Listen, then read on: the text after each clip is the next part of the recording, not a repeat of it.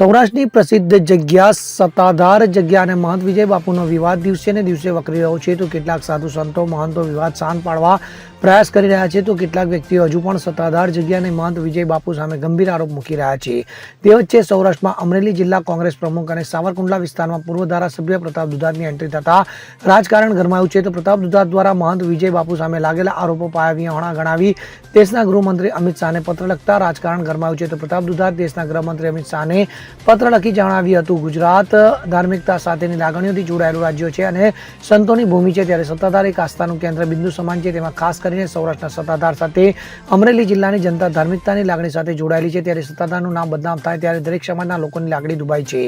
સત્તાધારમાં ધાર્મિકતાની સાથે સેવાકીય પ્રવૃત્તિઓ પણ થઈ રહી છે. તો આદિ અનાદિ કાળથી સનાતન ધર્મ એ લોકોમાં આસ્થા સ્થાન ધરાવે છે અને સનાતન ધર્મ સાથે જોડાયેલો બહોળો સમાજ છે. ત્યારે મહંત વિજયદાસ બાપુ પર પાયા વિહોણા કોઈ પણ પુરા વગરના ખોટા આરોપો મૂકીને મહંત વિજય બાપુ અને સનાતન ધર્મનું અપમાન કરવામાં આવ્યું છે. ત્યારે સમગ્ર ઘટનાની સામે સીબીઆઈ તપાસ કરવામાં આવે તો અન્ય લોકો પણ આવા સનાતન ધર્મને જાળવી રાખનાર સંતો મહંતો સામે આવું ખોટું કૃત્ય કરતા અટકે, જેથી આ બાબતે કાયદાકીય અને સીબીઆઈની તપાસ કરવા સનાતન ધર્મની સાથેની આસ્થા લાગણી છે હોવાનું જણાવ્યું હતું.